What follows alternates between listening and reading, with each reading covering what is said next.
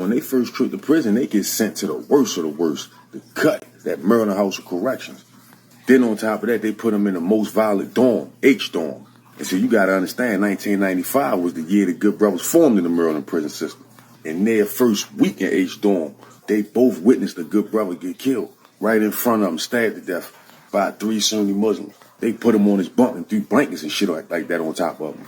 Nolan and Tion had never seen no shit like that before. The Muslims was deep and they was a force to be reckoned with.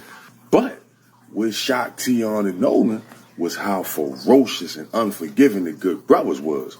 See, it wasn't nothing but a handful of them in the beginning, but they was going for bad. They was doing shit like catching the Muslim they want, hitting them all in front of the CO. Then when the CO tried to help niggas, hit the CO.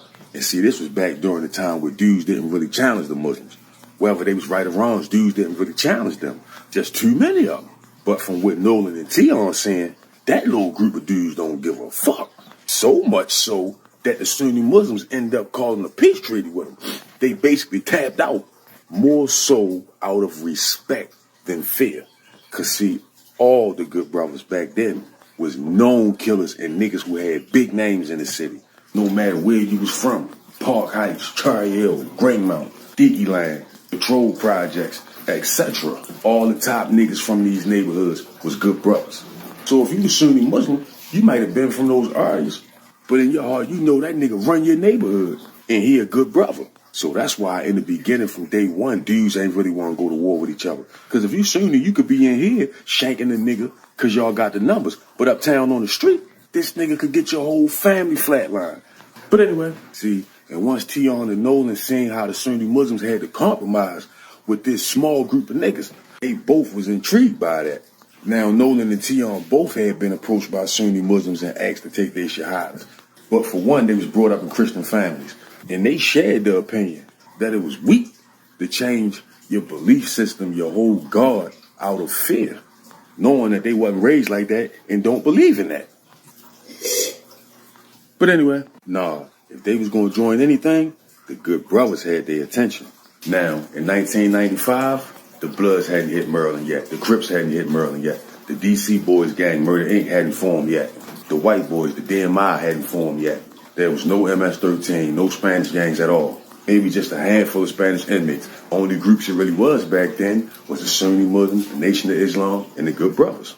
So after that first initial war between the Sunni Muslims and the Good Brothers died down, Tion and Nolan ended up having a situation with some dudes from out of Brooklyn Homes, the projects out South Baltimore, over the payphone. Now, it was about 5 of them dudes on the tier, and they was mobbing together. What had happened, this old head named Mr. Kelly, who was wrongfully committed back in the 70s for a rape he didn't do, got exonerated, gave his time back on appeal due to his DNA not matching. Well, Mr. Kelly had slept in H-dorm. He had a big 2-for-1 store over there. And him knowing Tion and Nolan was rap buddies, that peoples wasn't looking out for him, they wasn't going to commissary or nothing. When Mr. Kelly went home, he left them his whole store, all his clothes, his radio, all that shit. He used to play chess with Nolan, he took a life to him. So yeah, he left them all his shit when he went home. Now, one of the niggas from out Brooklyn Homes felt some type of way about that because he felt as though Mr. Kelly should have left the shit to him. So that night when they opened up the big yard, Nolan and Tion went out. But Slim from out Brooklyn Homes stayed back in the dorm and went in their shit when they was outside, took all their food and the shoes and stuff that Mr. Kelly had just gave him. Went and put that shit in his locker. So when the yard was over and they came back in the dorm, off the break, Tion and them noticed their shit was gone. So they looking around like, what the fuck? Lil Nolan like, I know a nigga ain't just take out shit. So they going around asking niggas that they see anybody near their bunk area. But you know how I go on to join niggas mind their business. Niggas like, nah, I ain't see shit. So Tion tell Nolan like, chill, yo, don't even worry about it. We gonna find out who did it. So for 2 days, they going around secretively trying to get a knife, trying to obtain a knife. The niggas acting like they ain't got no metal. Ain't nobody trying to give them no metal. But the whole time, it's a good brother named Lonzo on the tier peeping everything from the shadows. All right, so finally, Tion come to the conclusion like, man, fuck, the niggas ain't trying to give us no metal. Let's break this fan. Because Mr. Kelly had left them a fan. Niggas ain't take the fan. So they go in the shower and break the fan open, get the motor out. Big fat ass fan motor. Throw the plastic parts away, take the motor, tuck it in the locker. Whole time the good brother Lonzo watching all they moves, seeing everything without being seen. So that same night, dinner time, they go to feed up in the cafeteria. Eat and come on back to H-dorm.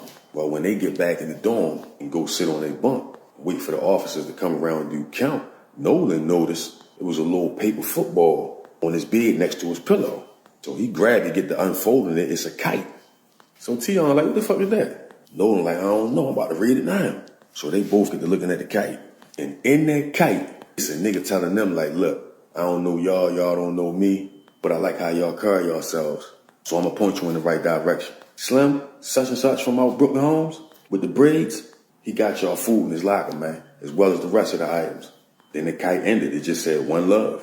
So Nolan get to looking around like, what the fuck put this on my bed? But Tion like, shit, fuck that don't even matter. We know who did it now.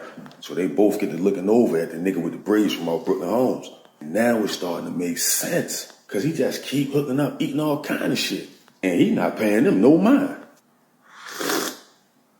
But anyway, so Tion like, man, fuck that, niggas ain't swanning us out. He told Nolan, he like, grab the motor. So Nolan get up off the bunk, go in his locker, grab the fan motor. Tion grab a pair of socks, open the sock, stretch the top of the sock out, dump the motor down in the sock, then tie the sock in a knot.